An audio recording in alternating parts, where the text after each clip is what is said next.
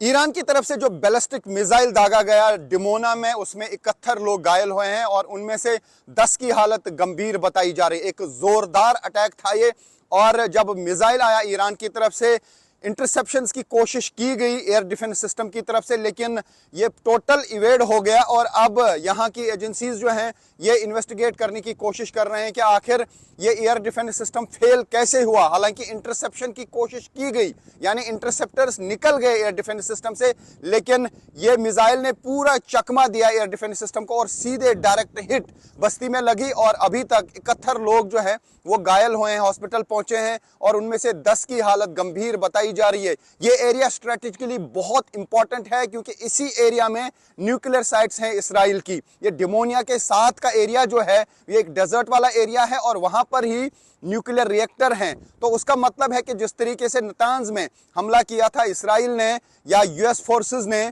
तो उसका फौरन बदला ईरान ने ले लिया, और जहां जिस एरिया में इसराइल की न्यूक्लियर रिएक्टर है, न्यूक्लियर साइट्स हैं, उसी एरिया तक मिसाइल पहुंचाया गया। हालांकि ये न्यूक्लियर साइट पे नहीं लगा, लेकिन उसी एरिया में एक जगह निशाना डायरेक्ट लगा और ये डायरेक्ट हिट है और पूरी तबाही इस एरिया में हुई है और 71 लोगों के घायल होने की अभी तक खबर है। उसका मतलब है कि ईरान की तरफ से जोरदार अटैक्स लगातार किए जा रहे हैं। जिस तरीके से यूएस या इसराइल कह रहा था कि ईरान की कैपेबिलिटी खत्म हो गई है, लेकिन ईरान ने फौरन कुछ ही घंटों में अपने न्यूक्लियर साइट के अटैक का बदला लिया। उसका मतलब है अभी भी बहुत ज्यादा कैपेबिलिटी ईरान के पास है और ईरान लगातार डट के मुकाबला कर रहा है।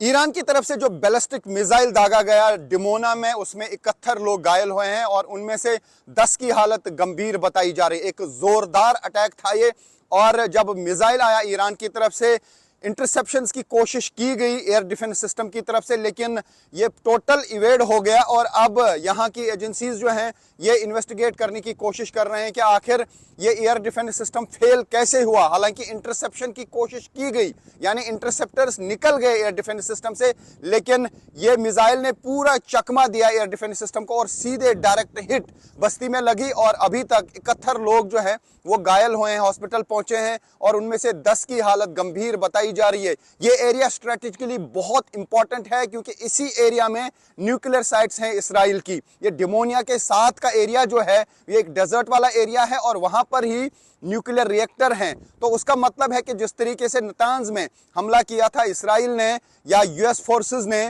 तो उसका फौरन बदला ईरान ने ले लिया, और जहां जिस एरिया में इसराइल की न्यूक्लियर रिएक्टर है, न्यूक्लियर साइट्स हैं, उसी एरिया तक मिसाइल पहुंचाया गया। हालांकि ये न्यूक्लियर साइट पे नहीं लगा, लेकिन उसी एरिया में एक जगह निशाना डायरेक्ट लगा और ये डायरेक्ट हिट है और पूरी तबाही इस एरिया में हुई है और 71 लोगों के घायल होने की अभी तक खबर है। उसका मतलब है कि ईरान की तरफ से जोरदार अटैक्स लगातार किए जा रहे हैं। जिस तरीके से यूएस या इसराइल कह रहा था कि ईरान की कैपेबिलिटी खत्म हो गई है, लेकिन ईरान ने फौरन कुछ ही घंटों में अपने न्यूक्लियर साइट के अटैक का बदला लिया। उसका मतलब है अभी भी बहुत ज्यादा कैपेबिलिटी ईरान के पास है और ईरान लगातार डट के मुकाबला कर रहा है।